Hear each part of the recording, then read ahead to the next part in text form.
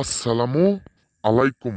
সকল মুসলমান ভাই ও বোনেরা, হিন্দু কিংবা অন্য অন্য ধর্মের দাদা দিদিদের জানাই আমার পক্ষ থেকে আদাব কিংবা নমস্কার।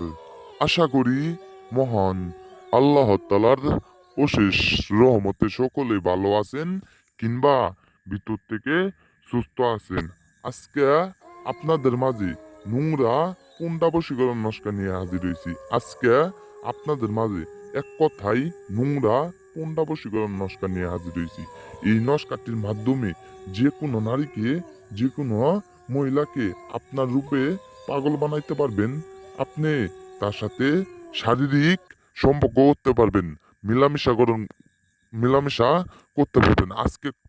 আজকের এই নস্কাটির দ্বারাই যে কোনো নারীকে, যে কোনো মহিলাকে একদম বশ করেন। আজকের নস্কা খুবই পাওয়ারফুল নস্কা। আজকের এই নস্কাটির মাধ্যমে নারী আপনার বিছানায় আইসা নিজে শুয়ে পড়বে, আপনার সাথে শারীরিক সম্পর্ক করবে। এক কথায় আজকের নস্কা একদম পুনটা নস্কা। আজকের নস্কা খুবই পাওয়ারফুল, খুবই শক্তিশালী নস্কা। আজকের নস্কা খুবই পুনটা নস্কা। আজকের নস্কার মাধ্যমে যে কোনো নারীকে আপনার বিছানায় আইনে আপনি খেলাইতে পারবেন, আপনি তার সাথে শারীরিক সম্পর্ক করতে পারবেন। আজকের নস্কা খুবই পাওয়ারফুল নস্কা। এক কথায় কোনটা নস্কা?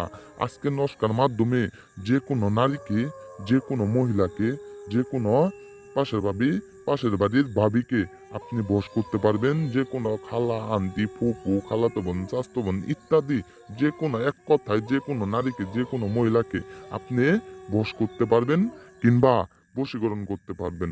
আজকের নস্কা খুবই পাওয়ারফুল নস্কা। আজকের নস্কার মাধ্যমে যে কোনো নারীকে, যে কোনো মহিলাকে আপনার রূপে পাগল বানাইতে পারবেন, আপনার বশ করতে পারবেন, আপনার বশীকরণ করতে পারবেন। আজকের নস্কাটির মাধ্যমে যে কোনো নারীকে আপনার বিছানায় আনতে পারবেন। এক কথায় আপনার বিছানায় আইসা একদম শুয়ে পড়বো, গায়ের কাপড় সরাই দিবে, তার সাথে শারীরিক সম্পর্ক করার জন্য একদম সেই নারী আপনার রূপে একদম পাগলার কুত্তার মতন পাগল হয়ে আপনার ঘুরে আসবে, আপনার সাথে আইসা শারীরিক সম্পর্ক করবে, মেলামেশা করবে, আপনার সাথে রুম ডেট করবে, এক কথা বলা সহবাস মিলন করবে।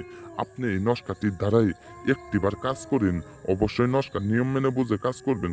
নস্কার নিয়মটি আমি এখন বলে যাব, আপনারা সকলেই মন দিয়ে শুনেন।